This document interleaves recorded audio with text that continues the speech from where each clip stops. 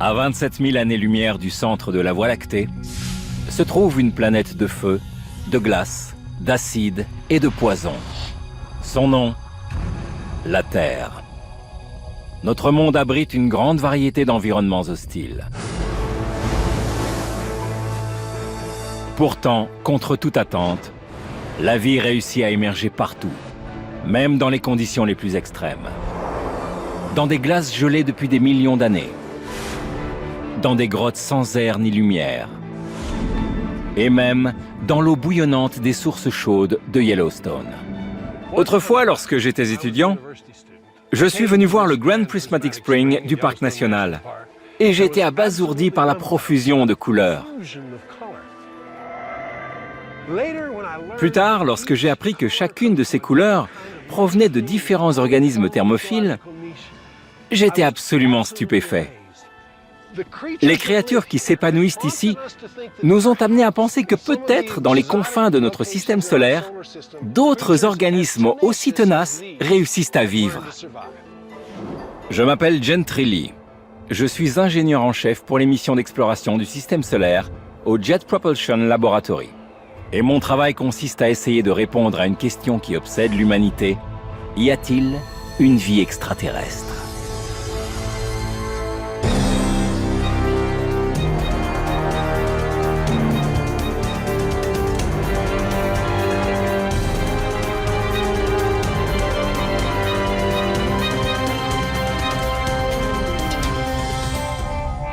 Le concept d'une vie extraterrestre n'est pas l'apanage de la science-fiction. Certains scientifiques pensent qu'il est possible que notre planète soit la seule dans le vaste univers où la vie ait pu émerger et se développer. Ce n'est pas mon cas. Je suis absolument certain que la vie existe ailleurs. Mais pour la trouver dans l'immensité de l'espace, il nous faut un point de départ.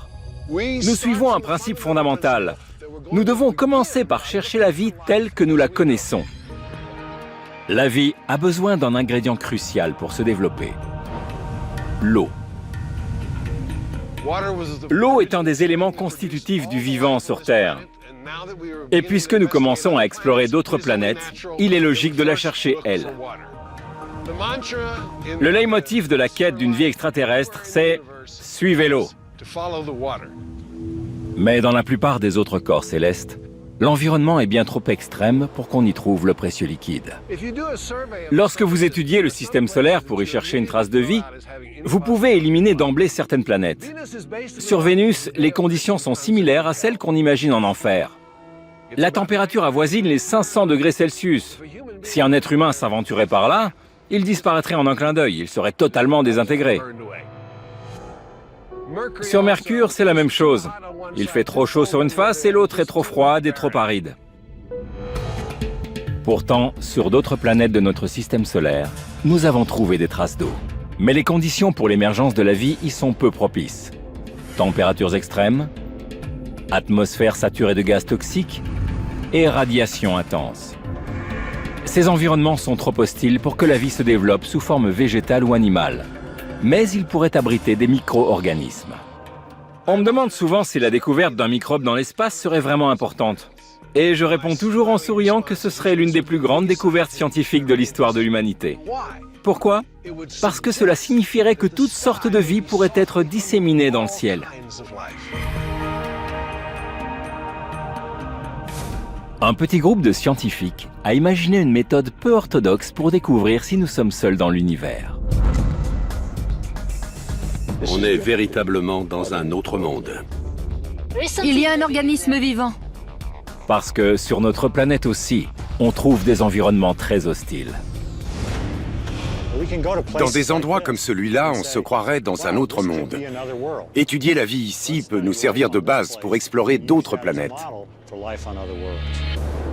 Dans le désert aride de la vallée de la mort en Californie, l'exobiologiste Chris McKay a découvert un portail vers une autre planète. Quand je longe le lit d'une rivière asséchée comme celle-ci, je peux facilement imaginer que je suis en train de marcher sur Mars. Mars a longtemps été au centre des recherches visant à découvrir d'autres formes de vie dans notre système solaire. En 2008, la sonde spatiale Phoenix, lancée par la NASA, a trouvé de l'eau gelée dans l'hémisphère nord de la planète rouge. Cette découverte incroyable a confirmé que Mars était l'endroit idéal pour la quête de biologie extraterrestre. Mais à ce jour, on n'y a toujours pas trouvé la moindre goutte d'eau sous forme liquide. Et sur Terre, comment la vie a-t-elle pu émerger dans des environnements aussi arides et déserts? Dans la vallée de la mort, Chris a trouvé un indice qui pourrait le mettre sur la piste de la vie sur Mars. C'est un environnement mortel. On y trouve les mêmes conditions extrêmes que sur Mars, à savoir le manque d'eau liquide. Si on parvient à montrer que des organismes peuvent survivre ici, on peut raisonnablement imaginer que c'est pareil sur Mars. En creusant le sol, on découvre un monde entièrement différent. Vous voyez cette couche verte? Ce sont des algues qui poussent sous le dépôt de sel. On est en plein désert, dans la vallée de la mort.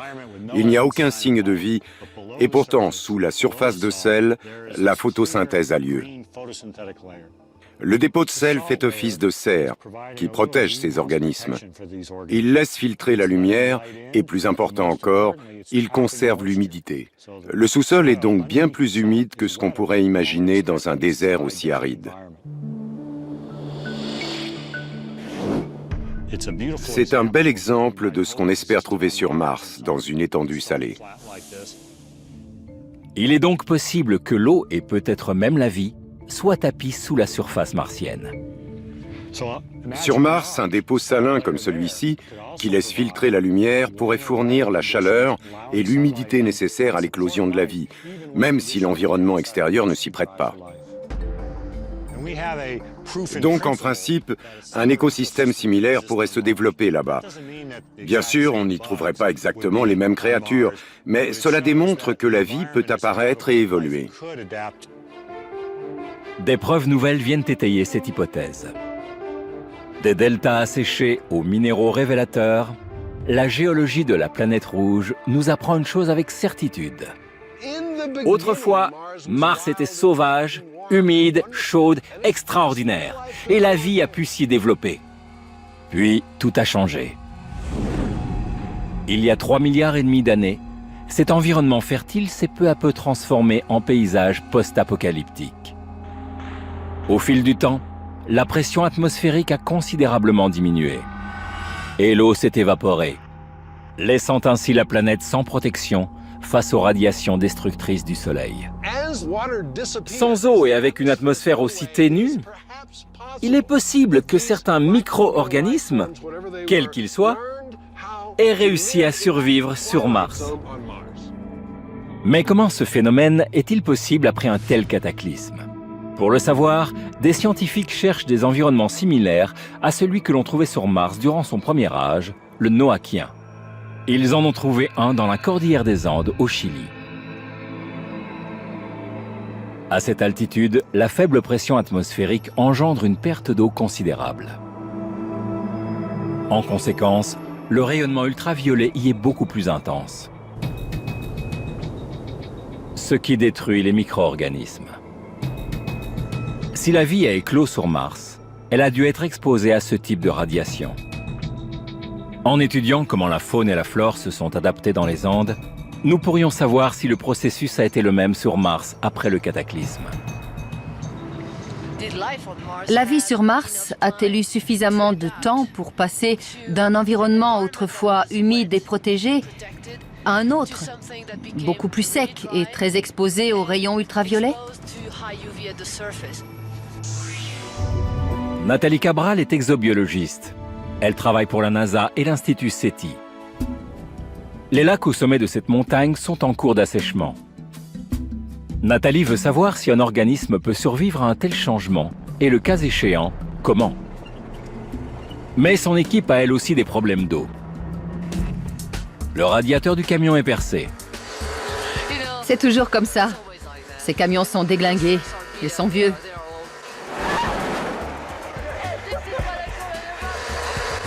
C'est toujours une aventure. Une fois le camion réparé, l'équipe entame son périple vers les lacs en haute altitude. À 5800 mètres, on se croirait sur Mars. 5500, on continue. Après une longue marche en terrain totalement inconnu, Nathalie et son équipe quittent l'univers terrien pour pénétrer dans le monde apocalyptique de Mars. Difficile de survivre dans un tel écosystème. 3 heures d'escalade et 2 heures pour reprendre son souffle. Bon sang.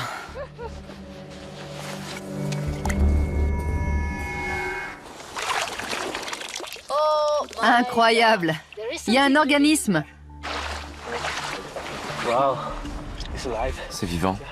Nathalie pense que la couleur surprenante de ce lac est due à une forme de vie inconnue. Tout ça, ce sont des algues. Et il y a autre chose. C'est génial. Regarde tout ça. Tu vois le vert? C'est sans doute une algue. Oui. Et le blanc? Je ne sais pas. C'est une forme de vie minuscule. Elle apporte son échantillon au laboratoire de l'université de la ville côtière la plus proche, Antofagasta. On ne sait pas encore de quel type d'organisme il s'agit. Mais c'est vivant. Il a 2 sortes de pigments. Un à la surface, l'autre à l'intérieur. Les images grossies au microscope révèlent le secret de cette couleur rouge brillante. C'est incroyable. Savoir que c'est vivant. Oui. Selon Nathalie Cabral, ces créatures extrémophiles ont fabriqué un pigment rouge pour se protéger des radiations nocives du soleil. Cette évolution leur a permis de survivre dans un environnement à l'agonie. Elle pense que c'est ainsi que la vie a pu se perpétuer après l'apocalypse martienne, il y a 3,5 milliards d'années. Ici, on voit pratiquement la phase de transition se mettre en place. La vie a peut-être évolué d'une façon que nous ne comprenons pas encore. C'est un environnement mortel. Si on parvient à montrer que des organismes peuvent survivre ici, on peut raisonnablement imaginer que c'est pareil sur Mars. Sur Terre, les scientifiques ont trouvé des organismes dans des endroits similaires à la planète rouge. Mais sur Mars elle-même, toujours rien. La NASA a lancé plusieurs missions spatiales d'exploration et de survol. Mais l'objectif ultime a toujours été d'y découvrir la vie. En 2004, l'Agence spatiale américaine a envoyé 2 robots pour étudier la géologie de la planète. Ils y ont fait une découverte incroyable. Les 2 rovers ont trouvé de l'hématite, un minerai qui se forme par l'action érosive de l'eau. C'était le signal clair que tout le monde attendait. Il y a eu de l'eau sur le sol martien. Reste maintenant à savoir si une vie biologique a pu s'y développer. Si oui, il en subsiste peut-être des traces. Un scientifique croit qu'il existe un registre de fossiles sur Mars, tout comme il en existe un sur Terre. Si je mourais maintenant, mon squelette resterait sur le sol. Mais quel squelette peut laisser un micro-organisme? Savoir cela nous permettrait de comprendre la chronique de fossiles sur des planètes comme Mars. Kevin Hand, exobiologiste à la NASA, se trouve en Afrique équatoriale. Dans la réserve naturelle du lac Bogoria au Kenya, il a trouvé la même géologie que sur Mars durant le Noachien, avec des sources géothermiques qui ont pu engendrer la vie. Imaginez que les sources chaudes se tarissent et que toute l'eau disparaisse. Comment pourriez-vous savoir qu'autrefois le lac Bogoria était une zone où la vie biologique était intense et passionnante? Il vous faudrait examiner les roches. Ici, ce sont les organismes qui ont modelé les reliefs bizarres que l'on peut observer autour des sources chaudes. C'est donc le métabolisme des micro-organismes qui façonne inlassablement ces amas rocheux. Ces roches sédimentaires sont le registre de fossiles du lac Bogoria. En continuant notre exploration de Mars, nous espérons trouver un jour des roches semblables à celle-ci. Mais pour étayer cette théorie, les scientifiques doivent approfondir leurs recherches. Ici, la biologie nous mène vers la géologie. Toute la question est de savoir si l'étude des roches martiennes nous permettra de déceler une éventuelle forme de vie. Seule une analyse chimique permettra de l'établir. Voici ce que tous les exobiologistes rêvent de trouver sur une autre planète: la vie. À l'aide d'un spectromètre, Kevin Hand recherche les similitudes chimiques entre le tapis microbien et les rochers. On a un bon spectre, ce qui nous permet d'étudier la composition chimique et les caractéristiques de ces deux éléments. J'espère être en mesure de trouver un lien entre le profil géologique et la biologie. Si nous parvenons à trouver des substances chimiques dans les roches martiennes, nous aurons alors la preuve irréfutable qu'il y a eu de la vie sur la planète rouge. Pourra-t-on voir un jour des structures identiques à celles-ci sur Mars et imaginer qu'auparavant, elles abritaient des sources chaudes grouillantes de vie? C'est l'un des défis à relever en exobiologie. Nous avons beaucoup de mal à trouver des traces de vie sur Mars parce que la surface est très oxydante, presque comme l'eau de Javel. Nous devons trouver une zone où les substances datant du premier âge ont été préservées et protégées. Ces substances pourraient être emprisonnées dans la roche. Pour le savoir, la NASA a envoyé un nouveau rover sur Mars. La nouvelle mission d'exploration s'appelle le Laboratoire scientifique de Mars. C'est notre plus ambitieux projet. Nous allons déposer un robot de la taille d'une voiture, Curiosity. Cet engin révolutionnaire est équipé d'instruments scientifiques qui vont analyser les échantillons de sol et de roches pour déterminer si les conditions nécessaires à la vie ont un jour été réunies. Les indices géologiques laissent à penser que la surface rocheuse est prometteuse. Mais il faut peut-être chercher ailleurs. Le seul problème avec le laboratoire scientifique de Mars, c'est qu'il ne peut pas sonder le sol en profondeur. Et à mon avis, notre meilleure chance de trouver des traces de vie sur Mars, c'est dans le sous-sol. En 2007, la sonde spatiale Mars Odyssey, placée en orbite autour de la planète rouge, a transmis des images haute résolution, révélant la présence de cratères immenses. Les géologues pensent qu'il s'agit peut-être de cavernes creusées par des tunnels de lave lors d'éruptions volcaniques. D'après une microbiologiste, non seulement la vie a éclos dans le sous-sol martien, mais elle a aussi été préservée. Je suis persuadée qu'on trouvera de la vie sur Mars. On n'a tout simplement pas encore cherché au bon endroit. Diana Northrop, de l'Université du Nouveau-Mexique, a découvert quelque chose dans une des grottes de Carlsbad. Cet indice pourrait expliquer la survie dans les profondeurs martiennes. Les conditions atmosphériques se dégradant en surface, les organismes ont été obligés de battre en retraite dans le sous-sol, dans des cavernes comme celle-ci. Mes collègues masculins n'ont pas très envie de s'engager dans un petit passage comme celui-ci, qu'on appelle le castrateur. Ces passages glissants contiennent suffisamment d'eau pour favoriser l'activité microbienne. Mais pour se développer, la vie n'a pas seulement besoin d'eau. Elle a besoin d'une source d'énergie pour métaboliser et se reproduire. En surface, c'est le soleil qui est à l'œuvre. Mais dans ces cavernes obscures, il n'y a pas de lumière au bout du tunnel. Si vous vivez dans une grotte, oubliez la lumière du soleil. Vous avez besoin d'une autre source d'énergie. À première vue, rien ne semble vivant. Mais en réalité, ça grouille de bactéries. Elles ont la capacité d'utiliser l'énergie contenue dans la roche. C'est pour ça qu'on les appelle les mangeuses de roches. Ici, on a beaucoup d'oxyde de fer rouge. Et comme on sait qu'il y en a aussi sur Mars, on recherche des micro-organismes qui pourraient s'en servir comme source d'énergie. Privées de la lumière du soleil, ces créatures ont puisé l'élément nécessaire dans la roche. Cette même roche que l'on trouve sur Mars. Je voudrais capturer l'un de ces petits microbes.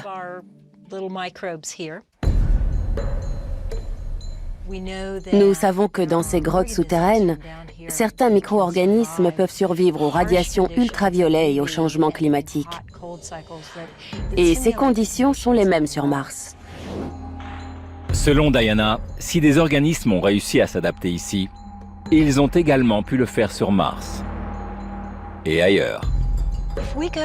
Si on trouve de la vie sur Mars, cela signifie qu'on pourrait aussi en trouver sur beaucoup d'autres planètes.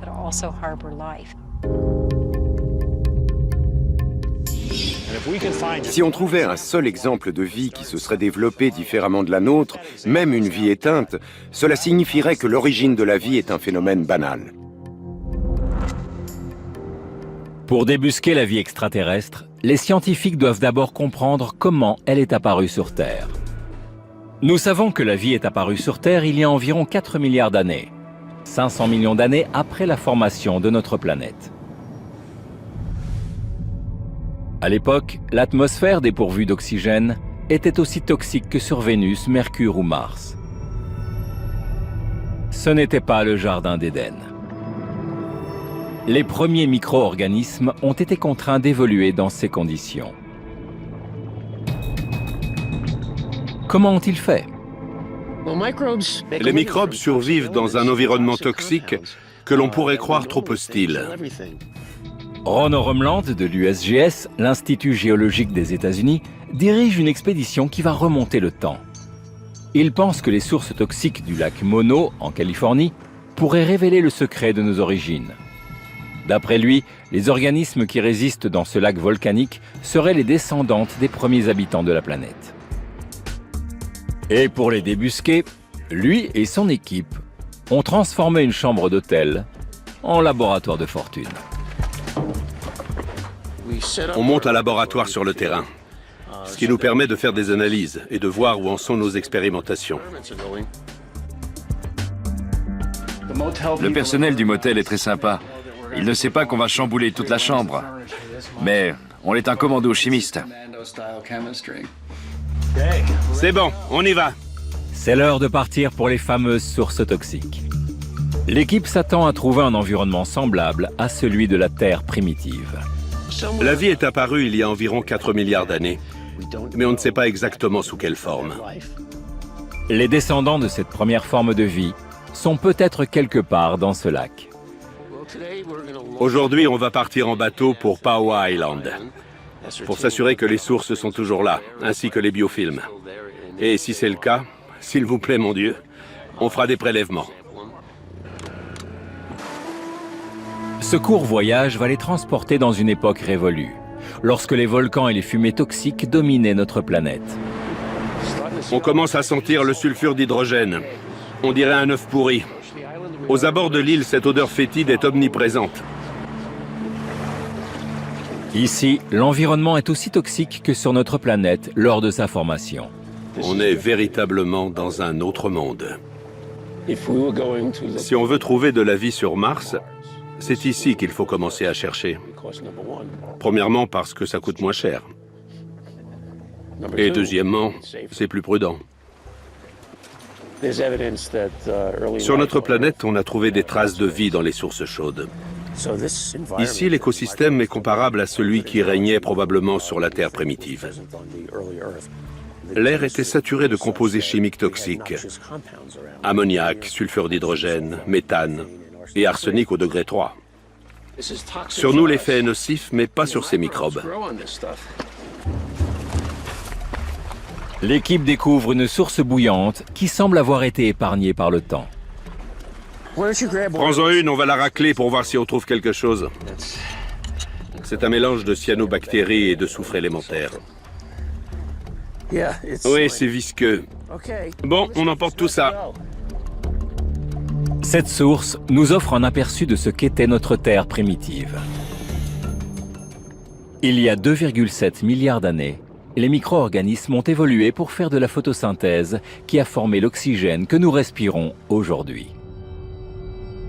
Mais il y a 4 milliards d'années, il n'y avait pas d'oxygène lorsque les premières formes de vie sont apparues. À l'instar de leurs ancêtres, les organismes du lac Mono ont évolué dans des conditions peu hospitalières. C'est une autre sorte de photosynthèse qui précède la photosynthèse oxygénique. Ils respirent de l'arsenic. Nous avons l'oxygène, eux, ils ont l'arsenic au degré 5. Vous avez bien entendu. Ces organismes respirent de l'arsenic, le célèbre poison. De retour dans leur laboratoire, Ron et son équipe commencent leurs analyses. C'est ce qu'on appelle le massage de roche. Les cyanobactéries sont bien vertes. Ces organismes se développent sur la surface de ces roches grâce à la lumière et à l'arsenic. C'est un processus très ancien. Et ça nous laisse entrevoir d'autres possibilités d'utilisation de l'arsenic. Quelle surprise! Qui aurait cru que l'arsenic avait été l'un des éléments clés d'un cycle biogéochimique? Nous savons que ces organismes survivent dans des conditions extrêmes et nous découvrons à quel point elles étaient rudes. On peut observer d'autres planètes et se dire « le champ est restreint, mais les conditions pour abriter la vie sont remplies ». Ce serait fabuleux de trouver ne serait-ce qu'une bactérie visqueuse sur une autre planète. Pour moi, ce serait la découverte du siècle. Si la vie a éclos dans l'atmosphère toxique de la Terre primitive, on peut raisonnablement imaginer qu'elle a peut-être émergé ailleurs dans l'univers. Mais comment en être sûr si nous n'allons pas y jeter un coup d'œil? Dans notre quête de formes de vie extraterrestres, peu de vaisseaux spatiaux se sont aventurés au-delà de Mars. En 2004, la sonde Cassini est entrée dans l'orbite de Saturne. Sa mission, explorer la planète, ses fameux anneaux et ses 62 lunes. Le système de Saturne ressemble beaucoup à un système solaire miniature. La vie est impossible sur cette géante gazeuse. Mais qu'en est-il de ces lunes? Certaines ont la taille de petites planètes. Au fil de son exploration, la sonde Cassini a révélé que Titan était incroyablement similaire à la Terre. Titan est la plus grosse lune de Saturne et la seule de notre système solaire avec une atmosphère épaisse. En fait, elle est assez proche de l'atmosphère terrestre, sauf qu'elle est beaucoup plus froide. Son atmosphère glacée est si dense qu'il est impossible d'observer sa surface. La vie aurait-elle pu trouver refuge sur Titan? En janvier 2005, Cassini déploie son petit module d'exploration Huygens. Ce robot enregistre des images incroyables d'un autre monde et révèle la présence d'eau gelée. La température sur Titan avoisine les moins 180 degrés. Dans ces conditions, la glace est aussi dure que les roches qui nous entourent. Il y a donc de l'eau en abondance sur Titan, mais elle est totalement gelée. Le problème, quand on envisage la vie sur Titan, c'est qu'on le fait d'un point de vue terrien. Nous sommes très chauvinistes, surtout en matière thermique. Donc, nous ne pouvons pas imaginer qu'il peut y avoir de la vie sur Titan. Pourtant, Chris McKay pense avoir trouvé une piste en Islande. L'Islande est une terre de glace et de feu. Peut-être que sur Titan, on trouve ce même contraste, la glace et le feu. Il y a peut-être certains endroits là-bas avec de l'eau liquide à la surface. Mais à moins 180 degrés, comment ces blocs de glace ont-ils pu se transformer en éléments liquides indispensables à la vie? Chris pense que même dans un monde hostile, certaines zones d'habitabilité peuvent être préservées. Sur Terre, cet endroit en est la preuve. Nous sommes en Islande, c'est-à-dire très au nord. On s'attend donc à trouver des étendues glacées, de la neige. Mais ici, on se trouve à côté d'un bassin d'eau chaude. C'est l'activité géothermique, juste sous nos pieds, qui chauffe l'eau et qui lui permet de remonter à la surface. L'Islande étant située entre les plaques tectoniques eurasiennes et nord-américaines, l'activité volcanique y est très importante. Sans cela, cette île de l'Atlantique Nord serait déserte et gelée. Ce qui est surprenant, c'est que ce petit bassin fournit un habitat. Il y a donc des zones habitables dans un environnement qui ne l'est pas. Sur Titan, l'activité volcanique a pu engendrer des petites zones habitables similaires. Si Chris voit juste, si l'on trouve de l'eau liquide sur Titan, cela signifierait que toutes les conditions sont réunies pour l'émergence de la vie. Si un jour on trouve de la vie, ça nous en dira davantage sur les différentes formes qu'elle peut prendre, en dehors de celles que l'on connaît. Et nous saurons si nous sommes seuls dans l'univers. Titan n'est pas l'endroit idéal pour une forme de vie comme la nôtre, mais on pourrait y trouver les premières étapes de son évolution. Catherine Niche est planétologue à l'Université d'Arizona. Elle pense que sur Titan, les éléments nécessaires au développement de la vie sont littéralement tombés du ciel. Et comme elle ne peut pas prouver sa théorie là-bas, elle a recréé la plus grande lune de Saturne dans une éprouvette. Pour que la vie puisse se développer, elle a besoin de certains ingrédients clés. Il lui faut notamment des composés carbonés pour former les molécules organiques. Si Catherine parvient à recréer ces molécules organiques, Titan pourrait être un berceau de la vie. Ici, nous avons de la glace carbonique. Sur Titan, c'est différent, c'est de l'eau gelée. La glace carbonique va reconstituer la température qui règne sur Titan. Je me suis livrée à un calcul pour savoir combien de temps il faudrait pour qu'un être humain gèle sur Titan par une température de moins 200 degrés. Il faudrait un certain temps, environ une demi-heure. À mon avis, il mourrait étouffé par le manque d'oxygène, pas de froid. Mais ce qui intéresse surtout Catherine, c'est si la vie a pu émerger. Je vais reconstituer l'atmosphère de Titan. Et pour ça, je vais me servir d'un mélange de nitrogène et de méthane. On mélange ces deux gaz qui s'écoulent ensuite ici. Il ne reste plus qu'à trouver l'étincelle. Pour créer la vie, on a besoin d'une source d'énergie. Sur Titan, elle est fournie par les particules chargées qui viennent de Saturne. Mais ces particules sont-elles suffisantes pour donner à la vie le coup de pouce dont elle a besoin? Au laboratoire, nous avons l'électricité.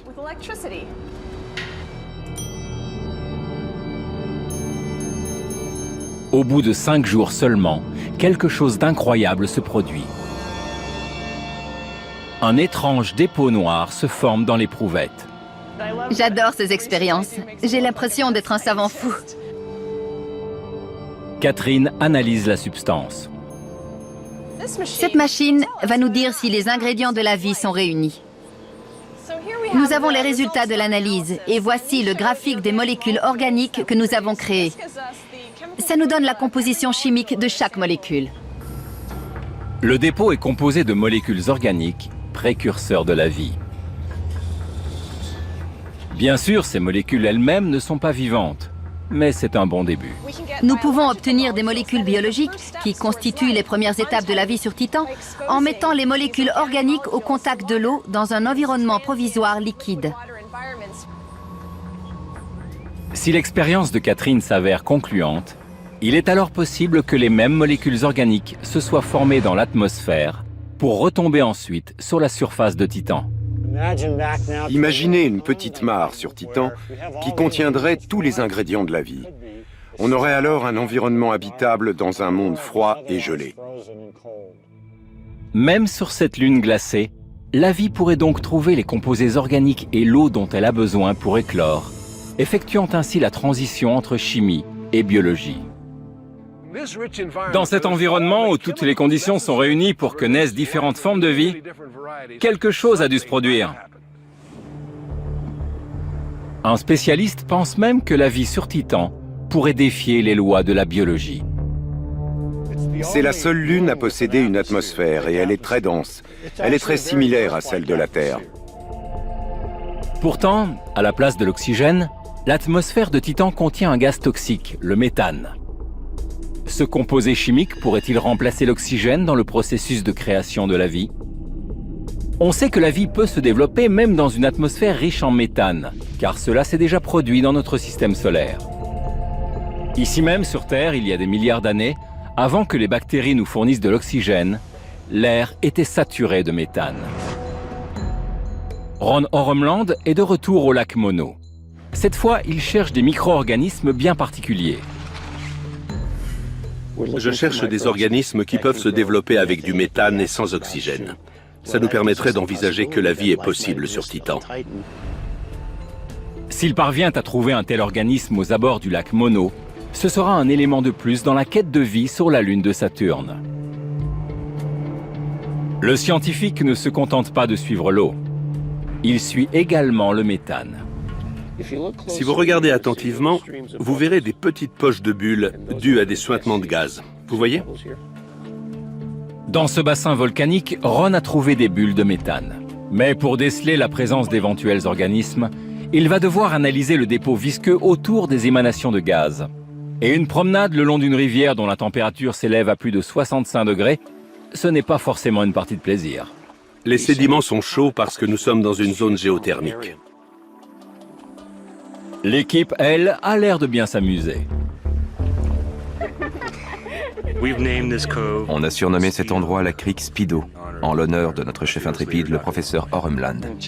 On va se cotiser pour lui acheter un maillot de bain convenable. Oremland prélève un échantillon qui révélera ou non la présence d'organismes extrémophiles. Cette vase chaude contient sans doute des micro-organismes qui étaient déjà présents il y a 3,5 milliards ou 4 milliards d'années. Et ils absorbent le méthane qui sort par ces orifices. Le méthane est un gaz naturel, c'est un combustible. Si vous entrez dans une pièce où le méthane est mélangé à l'air et que vous allumez une cigarette, vous explosez. Existe-t-il des formes de vie qui respirent ce gaz toxique?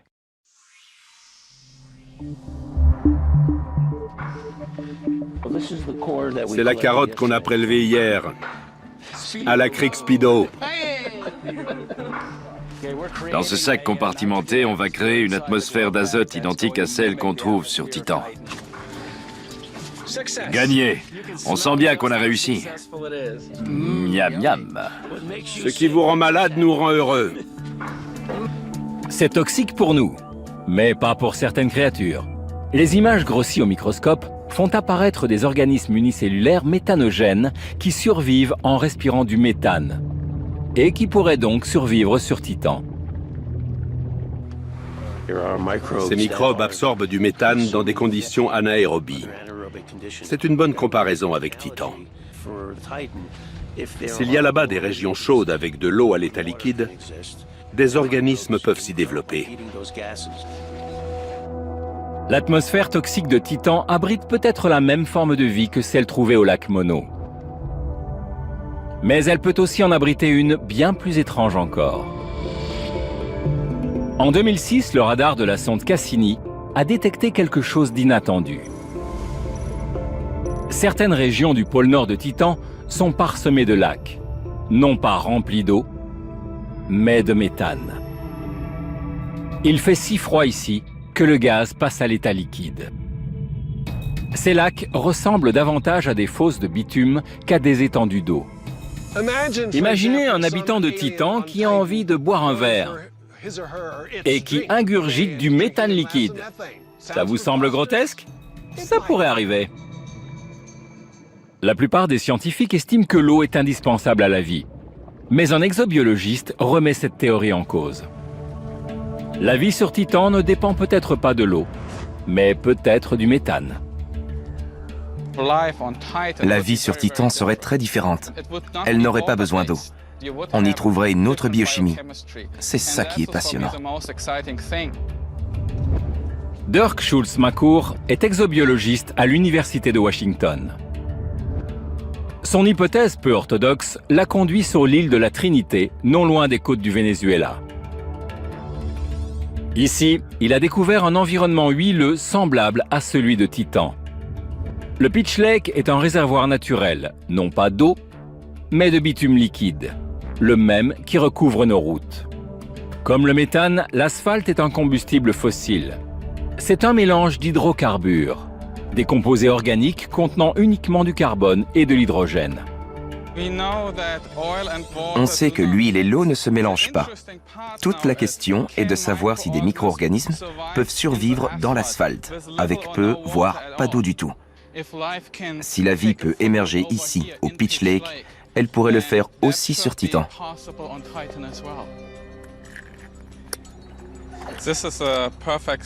Pitch Lake est l'endroit idéal parce qu'il n'y a pas d'eau, seulement de l'asphalte.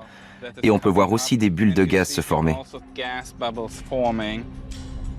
Le gaz que l'on trouve ici nourrit les micro-organismes. Ici, Dirk a trouvé de la vie dans un environnement qui ne supporte pas la présence d'eau. Voilà la forme de vie que l'on trouve au Pitch Lake, et peut-être aussi sur Titan. Cette substance pourrait-elle vraiment remplacer l'eau sur cette lune? C'est du bitume. Ça sent mauvais et c'est gluant. C'est très difficile de faire un prélèvement. C'est très visqueux, c'est très déplaisant à manipuler. La matière est sans doute déplaisante, mais elle abrite de nombreuses formes de vie. Mon objectif est de déterminer comment ces organismes ont pu survivre avec si peu d'eau, parce que ça ressemble beaucoup aux conditions sur Titan. Donc, je vais prélever un peu d'asphalte. À l'aide de ces instruments, Dirk détermine la quantité d'eau libre dont les micro-organismes disposent. Pour vous donner une idée, la valeur maximale d'eau libre s'établit à 1. Et la valeur dans laquelle on sait que ces micro-organismes peuvent survivre est autour de 0,65.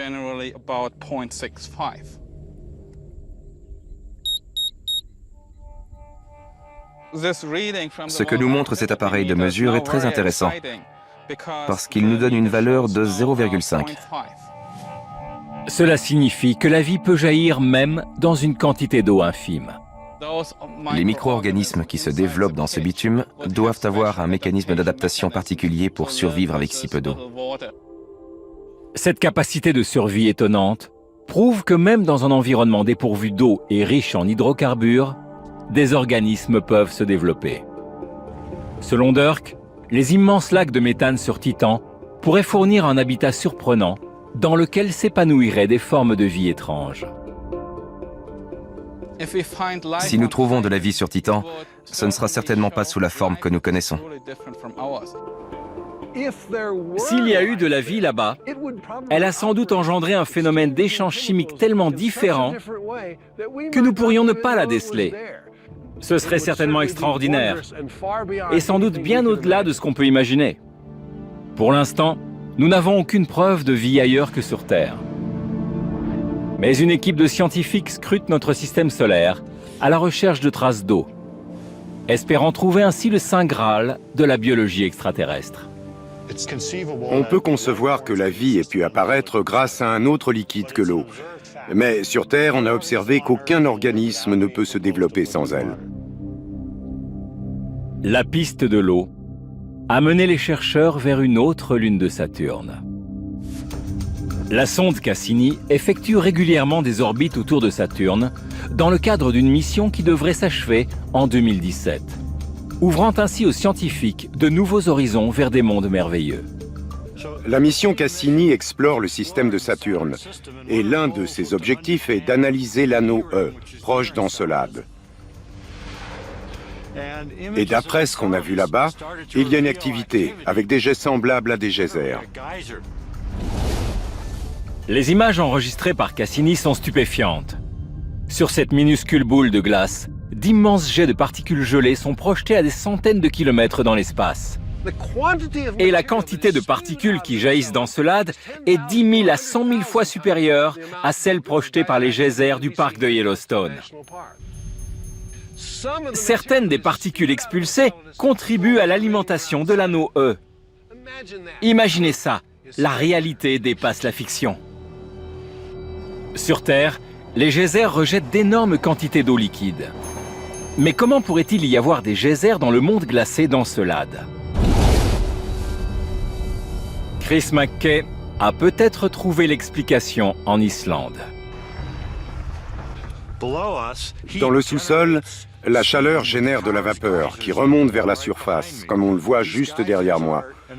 On pense qu'il pourrait y avoir un phénomène similaire sur Encelade. Chauffée par le sous-sol et mise sous pression, l'eau jaillit à la surface. Si l'activité des geysers est identique sur Encelade, on pourrait y trouver des poches souterraines d'eau liquide.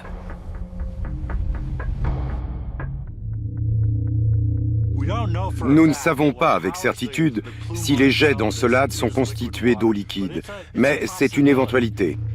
Et pour moi, en tant qu'exobiologiste, c'est la plus intéressante. Il nous faudra des données supplémentaires pour savoir s'il y a de la vie, ou une possibilité de vie sur Encelade. Enthousiasmés par cette découverte, les ingénieurs de la NASA programment Cassini pour qu'elle se rapproche du satellite et examine attentivement sa surface. L'un des plus grands mystères de l'exobiologie, C'est ce qui engendre ces éruptions. Les éléments qu'on a besoin de voir sont si petits qu'on ne les a encore jamais décelés dans cette région d'Encelade. Paul Elphinstone de l'université Cornell est l'ingénieur en imagerie de la mission. Il a conçu la trajectoire risquée de Cassini qui nous a permis de découvrir la surface d'Encelade. Encelade se déplace si rapidement que la sonde ne peut pas la suivre pour distinguer les contours de sa surface. On a donc fait en sorte que Cassini prenne de l'avance sur Encelade pour que le satellite puisse ensuite la rattraper, puis la dépasser. Ça devrait permettre à la caméra d'observer la zone qui nous intéresse. Pour viser le satellite, Paul doit parfaitement positionner la sonde juste à l'extérieur de l'orbite d'Encelade. C'est une manœuvre qu'on n'avait encore jamais effectuée. On pousse cette sonde jusqu'à ses limites. Si la stratégie de Paul fonctionne, Cassini pourra enregistrer des images de la série de longues fractures connues sous le nom de rayures de tigre. Les rayures de tigre sont des grandes fractures, probablement d'origine volcanique. Mais pour en être sûr, il faut voir les images. Étant donné le temps que j'ai passé à concevoir cette manœuvre qui peut parfaitement échouer, je suis assez tendu. Paul et son équipe attendent de recevoir les données.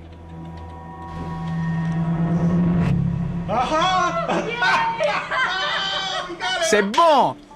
Excellent! Oh la vache! Là, dans cette ombre, on distingue nettement une fracture. Dans le mille, Paul. Oui, on dirait bien. C'est bien une rayure de tigre. C'est magnifique. Vous ne savez pas combien d'heures de sommeil ça m'a coûté. Là, on a une rayure de tigre. Et tout autour, il y a beaucoup de rochers et de pierres. Il y a de grandes chances que ce soit des débris rejetés par les jets de glace. Ces images haute résolution fournies par la caméra ISS fournissent la preuve qu'il y a une activité cryovolcanique sur Encelade. C'est phénoménal. Ça signifie qu'il y a toujours de l'activité. Et Cassini a transmis d'autres données tout aussi incroyables. Les spectromètres de la sonde ont détecté quelque chose d'inhabituel. Nous avons mesuré très soigneusement la température à la surface d'Encelade. Et dans les rayures de tigre, elle est beaucoup plus élevée. C'est donc la preuve irréfutable qu'il existe une source de chaleur sur cette lune de Saturne, peut-être même suffisante pour faire fondre la glace souterraine et créer des océans liquides. Mais une question demeure. Comment expliquer la chaleur qui règne par endroits sur cet astre glacé? La réponse se trouve peut-être sur Terre. Une scientifique trouve que les rayures de tigre ressemblent étrangement à des coulées de lave. Les éléments découverts dans certaines régions d'Encelade font penser aux flots de lave qu'on trouve également sur Terre. Sarah Faye Jones est volcanologue à l'université d'Hawaï. Elle étudie la géologie du mont Kilauea, où, comme sur Encelade, l'activité géothermique intense a bouleversé le paysage. Ici, le magma en fusion a jailli du sous-sol, puis s'est solidifié au contact de l'atmosphère. Avec une balise de géolocalisation, Sarah traque les coulées de lave souterraines. Cette grande coulée s'est formée à la suite d'une éruption presque continue d'une immense quantité de lave, de la roche en fusion, qui est à quelques mètres sous mes pieds. C'est la même activité géologique qu'on retrouve sur Encelade, juste sous la surface. Sur Terre, le phénomène volcanique provient de la fonte de roches en profondeur. Et le magma ainsi obtenu jaillit à la surface sous forme de lave. Et c'est ce qui pourrait se produire sur Encelade. Mais à la place de la lave et de la roche, ce serait de l'eau et de la glace. Avec une source d'énergie et de l'eau liquide, la vie a une chance. Ça ferait d'Encelade l'un des rares corps célestes de notre système solaire abritant de l'eau liquide, l'un des éléments constitutifs du vivant. Ce qui nous amène à l'une des grandes questions. S'il y a une source d'énergie et de l'eau, y a-t-il une forme de vie? Sur Terre, c'est souvent le cas. Ces créatures s'accrochent désespérément à leur niche écologique. Il est possible que les mêmes éléments soient à l'œuvre sur Encelade. Il y a donc de fortes probabilités que la vie puisse s'implanter sur Encelade. Mais il y a une autre lune glacée qui orbite autour de la géante gazeuse Jupiter. C'est la plus grosse planète de notre système solaire. Sa distance par rapport au Soleil est 5 fois supérieure à la nôtre. Jupiter est un enfer glacé, avec une atmosphère saturée de gaz et dépourvue d'eau. Mais elle a beaucoup de satellites naturels, et certains abritent un environnement similaire à celui que l'on trouve parfois sur Terre. Sur Io, la lune la plus proche de Jupiter, on a découvert des centaines de volcans en activité. Io est un endroit incroyable, avec des volcans en éruption. Mais il n'y a pas d'eau, et personne ne pourrait prétendre que les composés chimiques trouvés là-bas peuvent être source de vie. Vous pourriez me dire, c'est parce que votre esprit n'est pas assez ouvert. Mais imaginer un organisme vivant dans un volcan en éruption est difficile. Heureusement, Io n'est pas la seule lune de Jupiter. Europe est la 4e plus grosse lune du mastodonte gazeux. Et elle orbite juste derrière Io. Contrairement à sa voisine volcanique, la température à la surface y est glaciale, aux alentours de moins 120 degrés.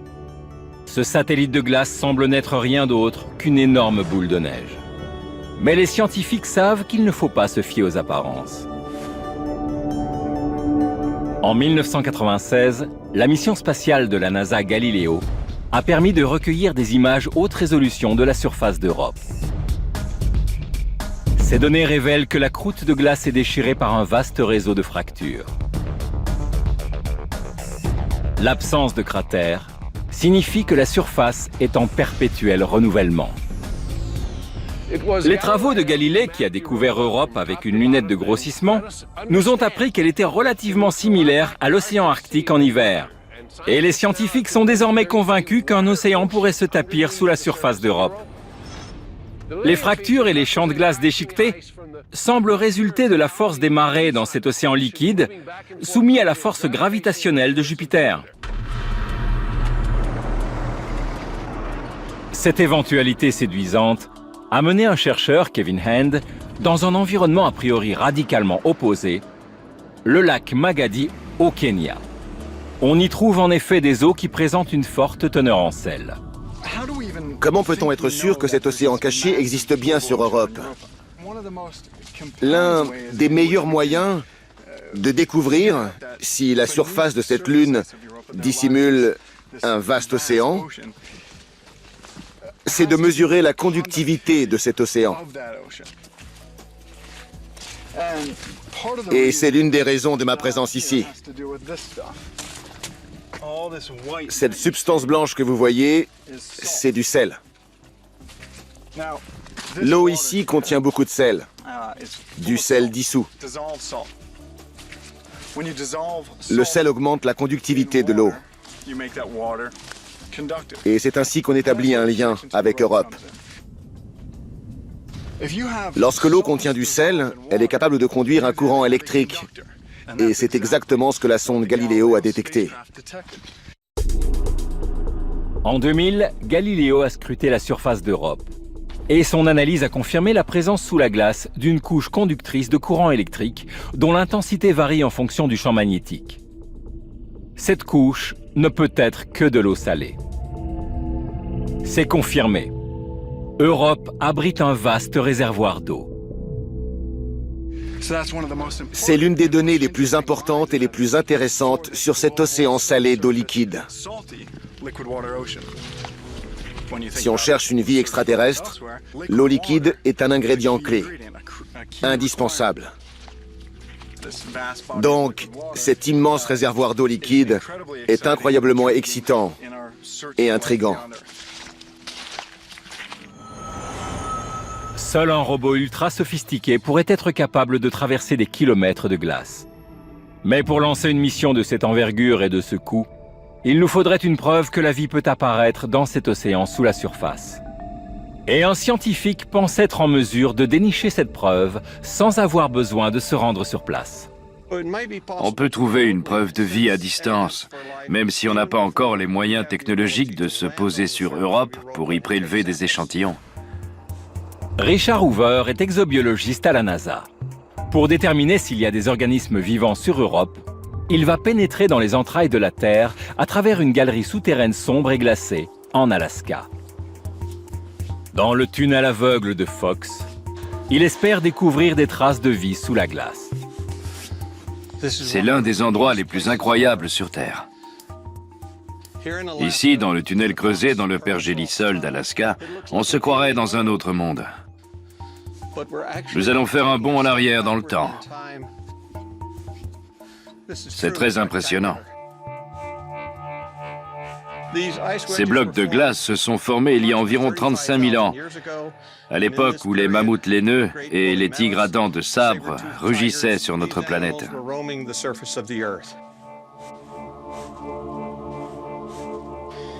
C'est une vraie machine à remonter le temps. Dans les glaces d'Europe, on pourrait trouver des conditions similaires à celles que nous avons ici. Dans la pénombre de la galerie, Richard peut vraiment voir ce qui pousse sous la glace. Sa lampe à ultraviolet éclaire les organismes qui colonisent la banquise en vaste communauté. Il y a sans doute des sceptiques qui pensent que la vie est impossible ici, dans l'obscurité totale et par moins 4 degrés. Mais on voit, grâce à la lumière ultraviolette, les traces de pigments des organismes. La vie se développe ici. Les pigments de ces micro-organismes réagissent à la lumière noire. La méthode de Richard pourrait fonctionner sur Europe. C'est très enthousiasmant. Parce que si on peut utiliser cette technique sur la banquise terrestre, on pourrait ensuite utiliser un laser ultraviolet très intense pour stimuler les pigments biologiques, s'il y en a, dans la glace d'Europe. Richard a donc trouvé de la vie dans des conditions similaires à celles d'Europe. Et il a aussi démontré qu'avec un laser conçu à cet effet, une mission future pourrait détecter des éventuels organismes sans avoir à forer la surface gelée. Et si on décèle une trace biologique importante, Richard estime que nous pourrions même y effectuer des prélèvements. Et il va tester sa théorie en Alaska, sur le glacier Matanuska. La calotte glaciaire est un endroit idéal pour observer les micro-organismes qui se développent dans la glace, même en y restant prisonnier durant de longues périodes. Les découvertes de Richard bouleversent notre conception de la vie. Pendant très longtemps, on a cru qu'aucune vie ne pouvait exister dans la glace. Puis on a découvert la présence de micro-organismes sous la glace. La plupart d'entre eux étaient encore vivants, alors qu'ils étaient coincés là depuis environ 100 000 ans. Et une fois décongelés, les organismes reviennent à la vie. Lorsque j'ai creusé la glace et que j'ai découvert ces bactéries en train de nager, j'ai tout de suite su que c'était une découverte incroyable. Il y a une grande quantité de micro-organismes dans ce sac. Ceci démontre que la vie microscopique pourrait aussi exister dans la glace d'Europe. On peut obtenir des preuves de vie. Il suffirait de prélever sur la surface des échantillons de glace, comme on l'a fait ici sur le glacier Matanuska. On ne serait pas obligé de forer pour accéder à l'océan. On saurait ainsi si des micro-organismes parfaitement préservés peuplent l'océan d'Europe. Bien sûr, il y a des gens pour qui la notion même de vie extraterrestre prête à controverse. Mais la plupart du temps, ils ne sont pas biologistes. En révélant la présence d'organismes grâce à une lumière noire, Richard pourrait résoudre le mystère de la vie sur Europe, à condition qu'elle y soit. Les créatures capables de survivre dans les océans ou les glaces d'Europe devraient affronter des conditions plus qu'extrêmes. Quelle serait leur source d'énergie? L'épaisse couche de glace qui recouvre le satellite bloque les rayons du soleil. Dans l'obscurité de l'océan, où trouveraient-elles l'énergie dont elles ont besoin? S'il y a un écosystème là-bas, il ne reposera pas sur la photosynthèse. L'énergie nécessaire à la vie dans les océans d'Europe doit provenir de réactions chimiques. C'est justement ce que cherche Kevin Hand, une énergie chimique. Si vous me demandez, est-ce que la vie existe sur Europe? Je crois que la réponse est oui. Mais la vraie question, c'est, y a-t-il, oui ou non, une source d'énergie qui peut générer la vie? L'exobiologiste de la NASA pense trouver la réponse au mont Kenya, en Afrique de l'Est. Le mont Kenya est le deuxième plus haut sommet d'Afrique, dont les cimes atteignent plus de 5000 mètres d'altitude. C'est une réplique inattendue de la surface d'Europe. La croûte de glace de la petite Lune est bombardée par les radiations. Celle du Soleil, mais surtout celle de Jupiter. Selon Kevin, ces radiations pourraient être converties en énergie chimique et favoriser ainsi la prolifération des organismes sous la glace. Les cimes du glacier du mont Kenya sont elles aussi soumises à de forts taux de radiation. Si Kevin parvient à trouver ici une énergie chimique, il fera un pas de plus dans la quête d'énergie extraterrestre.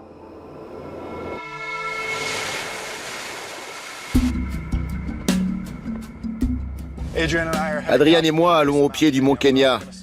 Et de là, on va escalader jusqu'au glacier en haute altitude, près du sommet de la montagne.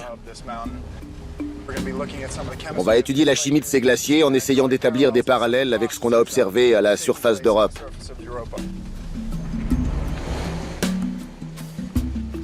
Et le seul moyen pour atteindre ces sommets glacés où l'air se fait rare, c'est à pied. Nous voilà sur la piste. On espère rester au chaud. Tiens, prends ça. Kevin et son équipe vont avoir besoin de toute leur énergie. En 3 jours, ils vont devoir parcourir 3000 mètres de dénivelé sur un terrain accidenté de 40 km. Les babouins nous accueillent. On est venu ici pour évaluer la possibilité d'une vie extraterrestre, ce qui nous amène à explorer l'un des écosystèmes les plus divers de notre planète. C'est incroyable. Dans n'importe quel environnement, la vie a besoin de ressources. De toutes les ressources disponibles. Mes coéquipiers sont très utiles dans la boue. Et si les ninjas attaquent, je suis prêt.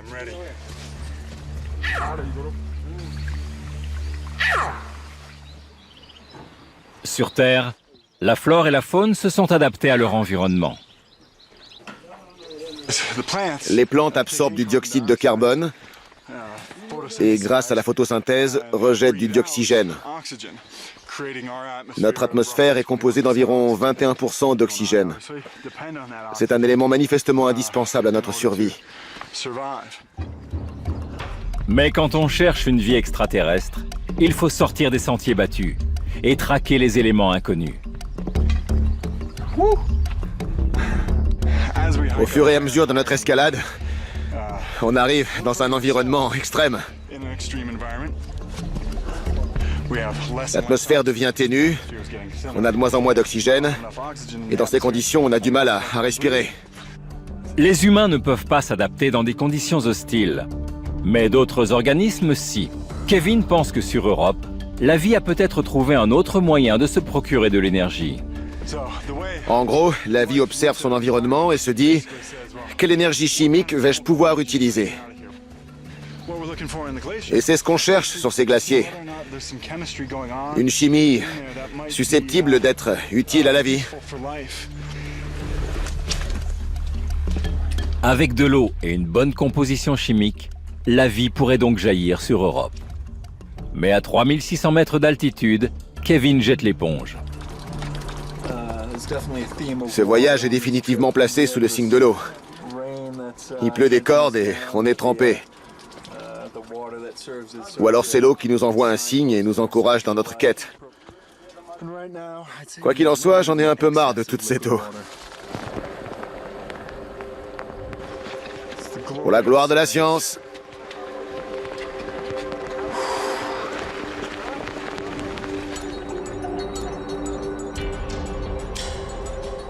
L'équipe poursuit son ascension. Venez! Allez, on y va! On sort de la magnifique vallée de Taliki et on se dirige vers une zone beaucoup plus rocheuse, beaucoup plus géologique. On ne verra pas beaucoup de végétation. On va bientôt apercevoir la crête de ce col entre les deux montagnes. Et de là, on verra les sommets et on pourra se mettre au travail. À 4200 mètres d'altitude, ils découvrent un paysage aride. Mais malgré une atmosphère froide et ténue, la vie a trouvé le moyen de s'épanouir. Kevin est persuadé que des créatures encore plus extrémophiles ont trouvé refuge dans la pénombre de l'océan d'Europe. Il n'y a plus du tout de végétation, uniquement des rochers. Mais on a bien avancé. On sera à l'abri avant qu'il se remette à pleuvoir. Comme vous pouvez le voir, on progresse maintenant dans la neige. Et c'est de bon augure. Ça veut dire qu'on se rapproche du glacier et donc d'Europe. On sait aujourd'hui qu'il y a un océan sur Europe. Donc, on pourrait y trouver de la vie. Mais la vie n'a pas seulement besoin d'eau, elle a besoin d'énergie.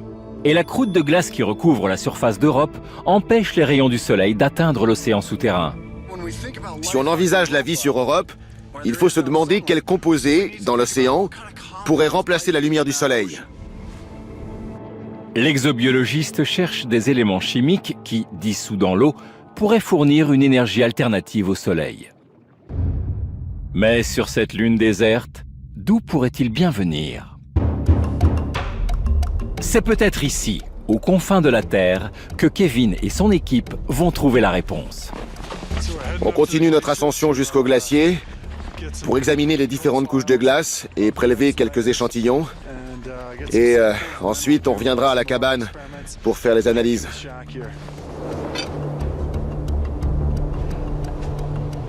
Kevin espère trouver ces éléments chimiques à l'état naturel. Voilà, nous sommes au sommet du glacier Lewis sur le mont Kenya et on a décroché le gros lot. On va examiner les couches de neige qu'on voit là-haut. C'est très excitant. On peut vraiment imaginer qu'on est sur Europe à la recherche de vie. Et on va se précipiter là-bas, sur cette couche sombre.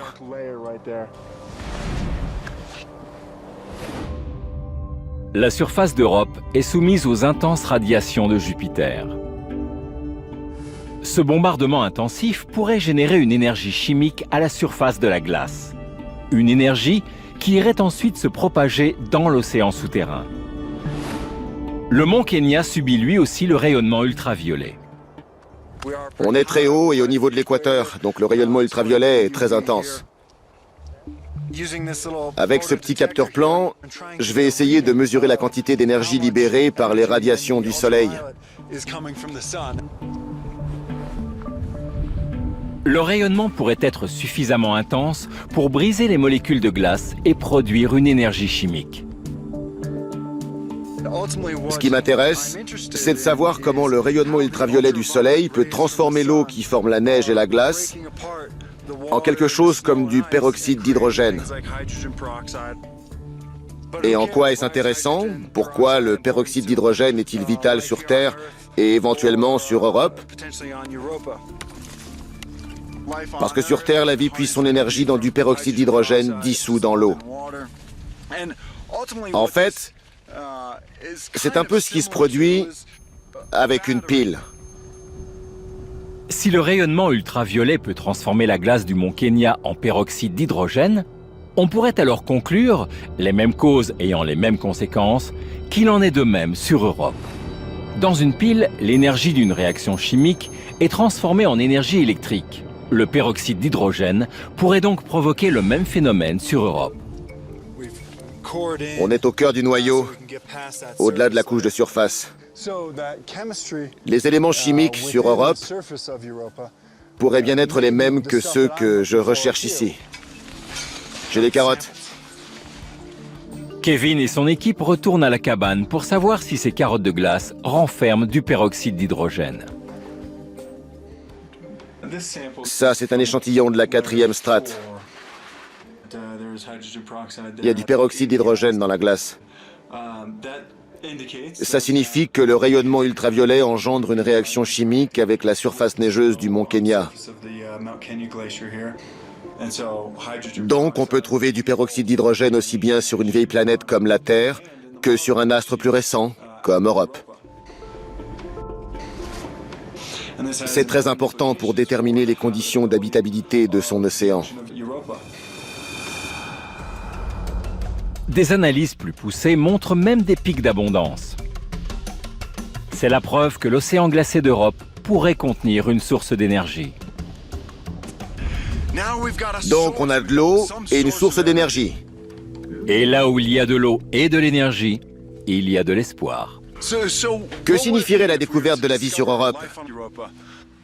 Ça nous donnerait la certitude qu'il existe un autre berceau du monde vivant, indépendant de celui de la Terre.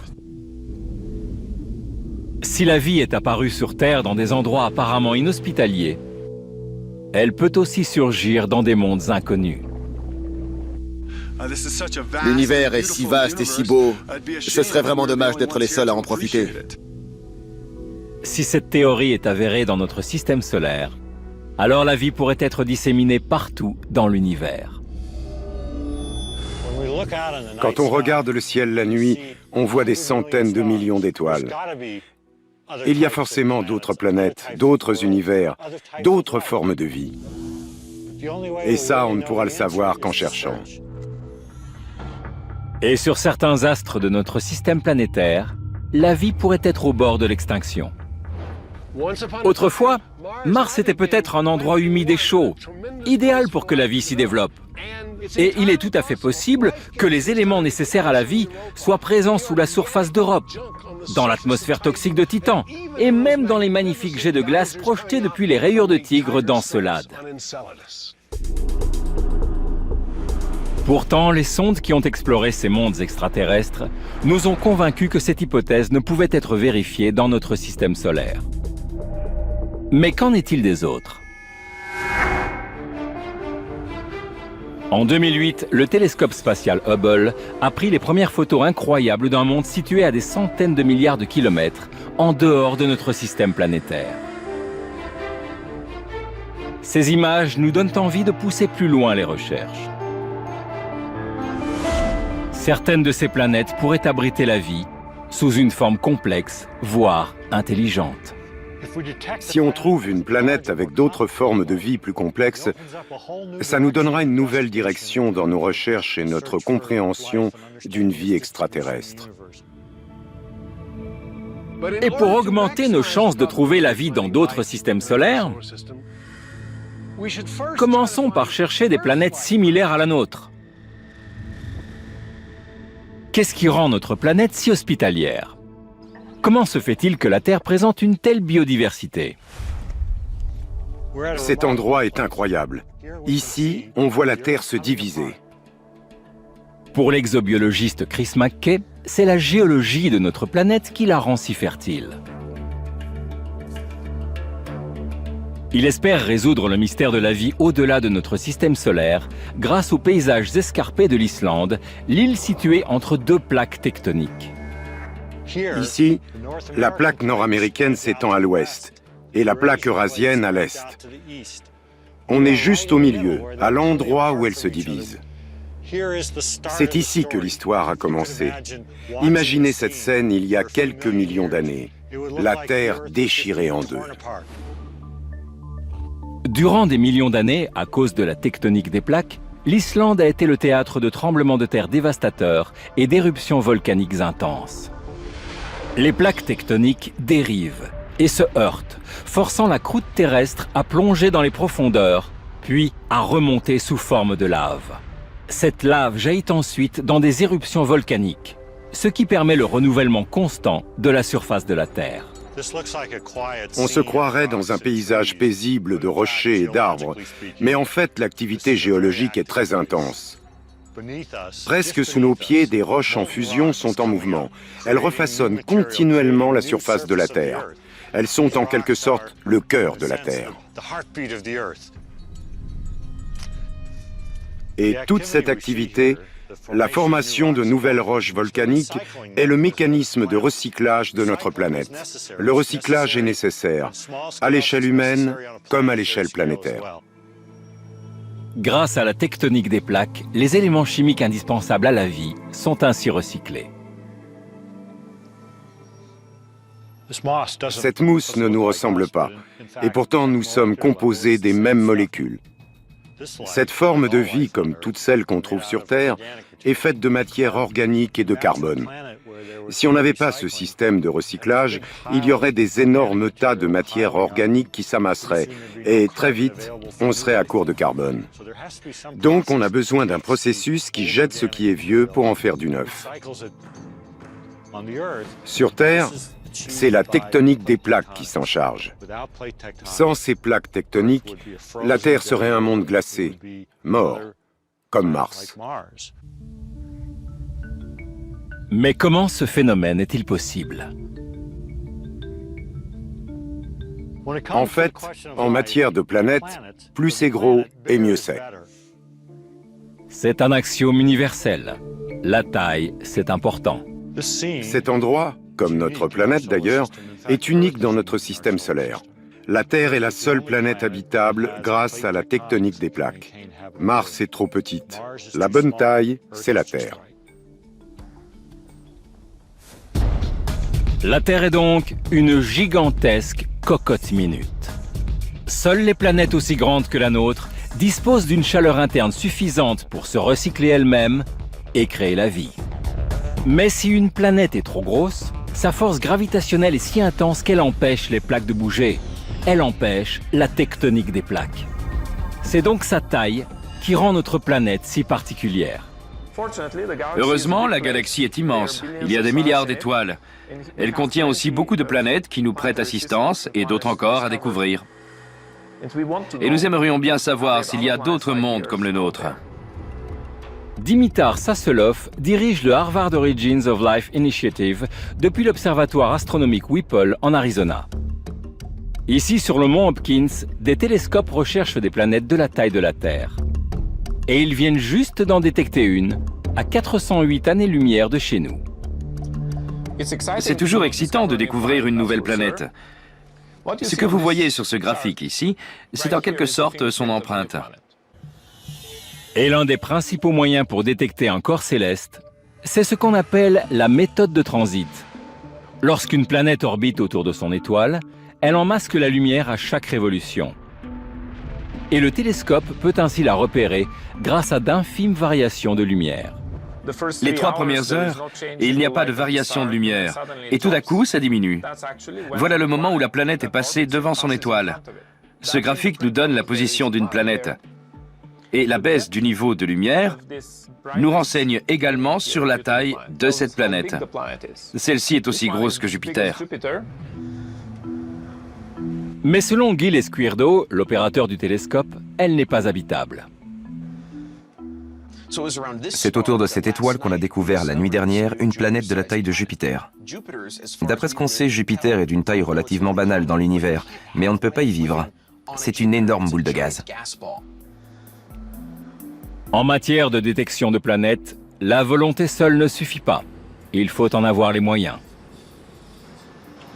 La raison pour laquelle même le plus gros de nos télescopes ne peut pas détecter les planètes comme la Terre au moment où elle passe devant son étoile, c'est l'atmosphère.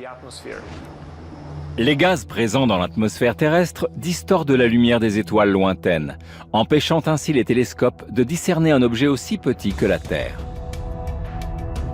Nous sommes persuadés que des planètes similaires à la Terre attendent d'être découvertes. Mais comme nous n'avons aucun moyen de les voir, nous devons nous contenter d'imaginer à quoi pourraient ressembler ces mondes étranges et inconnus.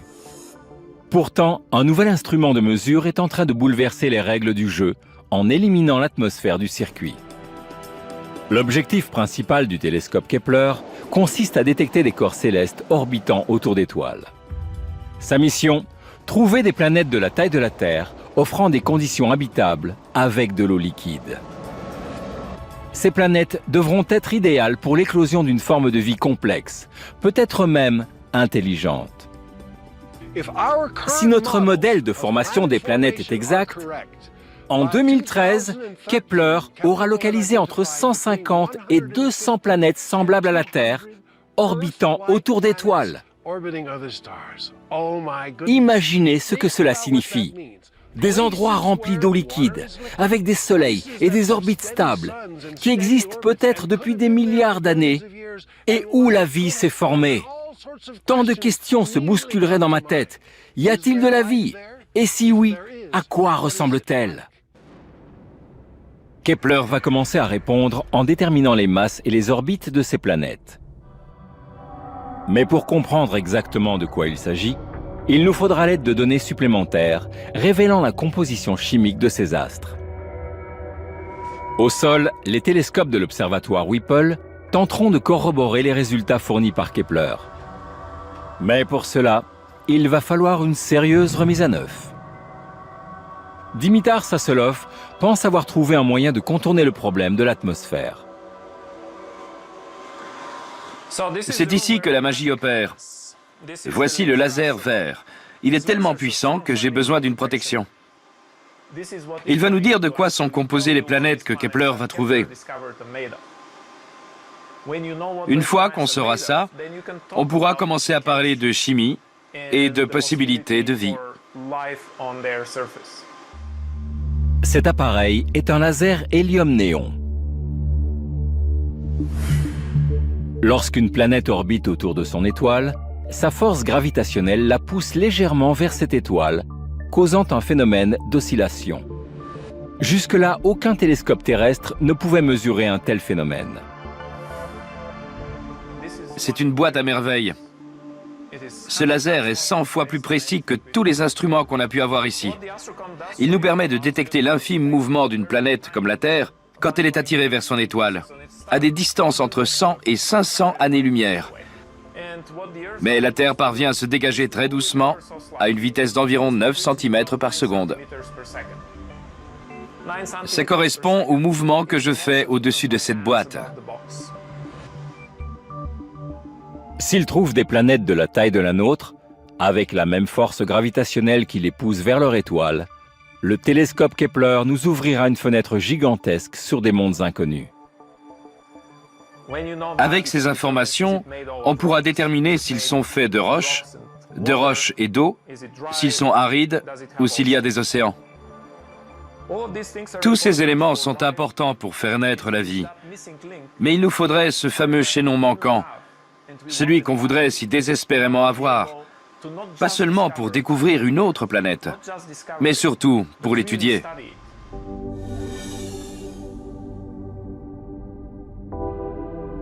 En quelques années d'exploration, la mission Kepler a découvert des dizaines de planètes semblables à la Terre. Un tel processus, avec un photomètre spatial et des ordinateurs au sol, est un mélange de science et d'ingénierie de pointe. C'est une utilisation optimale des meilleurs cerveaux dans chaque domaine. La découverte de nouveaux mondes, hospitaliers et sources de vie, est peut-être notre meilleure chance de répondre à l'une des grandes interrogations de la science. Si après tous ces efforts, on concluait en disant « c'est fini, la vie sur Terre est la seule forme de vie possible », ce serait une réponse très importante. Mais j'ai tendance à croire que la vie est partout. Les philosophes qui discutent depuis toujours pour savoir si la Terre est unique, ou pour savoir si le ciel grouille de vie extraterrestre et intelligente, pourront enfin débattre autour de données concrètes. Et toutes les questions qui seront posées par une religion, une philosophie ou une science seront identiques. Sommes-nous seuls? Ce monde merveilleux dans lequel nous vivons, est-il le seul capable d'engendrer la vie? Ou bien la vie est-elle partout autour de nous? Nous ne serions alors qu'une manifestation d'un phénomène qui s'étend jusqu'aux confins de notre univers.